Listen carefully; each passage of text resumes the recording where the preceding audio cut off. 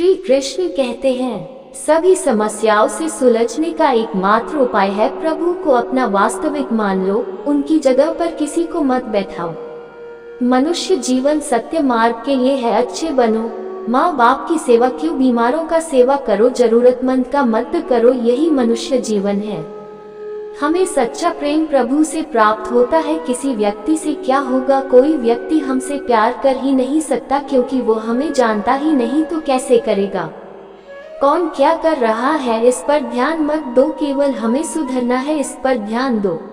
प्रातः काल जब उठे तो गुरुदेव को प्रणाम करके निश्चय करें कि आज हम पूरा का पूरा समय आराध्य देव में लगाने की पूरा का पूरा चेष्टा करेंगे। अगर हमको अपने मन को शांत करना है, मन को स्थिर करना है, तो एक उपाय है, प्रभु के चरणों का दृढ़ता पूर्वक आश्रय और नाम जप करें।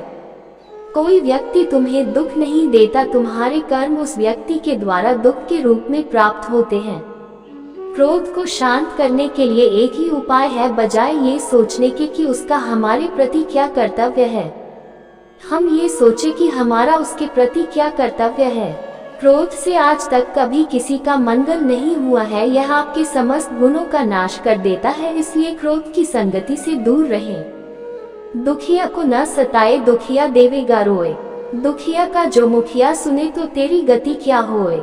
बहुत होश में यह मत सोचो कोई देख नहीं रहा, आज तुम बुरा कर रहे हो तो तुम्हारे पुण्य खर्चा हो रहे हैं। जिस दिन तुम्हारे पुण्य खर्चे हुए, अभी का पाप और पीछे का पाप मिलेगा।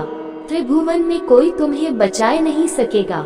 सत्य की राह में चलने वाले की निंदा बुराई अवश्य होती है, इससे घबराना नहीं चाहिए। यह आपके बुरे कर्मों का नाश करती है। जहाँ आपके लिए निंदा और बुराई हो, वहाँ आपके बुरे कर्मों का नाश हो जाता है। स्वयं को ईश्वर को समर्पित कर दो। ये जीवन जैसा भी है उनका दिया हुआ है। तुम्हारे पास जितने भी साधन संसाधन हैं, वो उनकी कृपा का प्रभाव है। तुम जिसका भोग कर रहे हो वह सब ईश्वर का है। ऐसे विचार के साथ कर्म करो, जीवन यापन करो, जीवन सुखमय होगा। जब व्यक्ति का ध्यान प्रभु भागवत में लग जाता है, तब वह मोह से मुक्त होकर कार्य करता है। गोविंद की कृपा से मोह का नाश होता है और आनंदमय जीवन की प्राप्ति होती है। देह भाव ही मोह है। जो अपने शरीर की सुंदरता को देखता है, वो ईश्वर की सुंदरता से विमुख हो जाता है। आपका चंचल मन बिना बात के भी बात की रचना कर सकता है। आपके मन के भीतर विषाद भर सकता है। इसलिए अपने चंचल मन को नियंत्रित करो।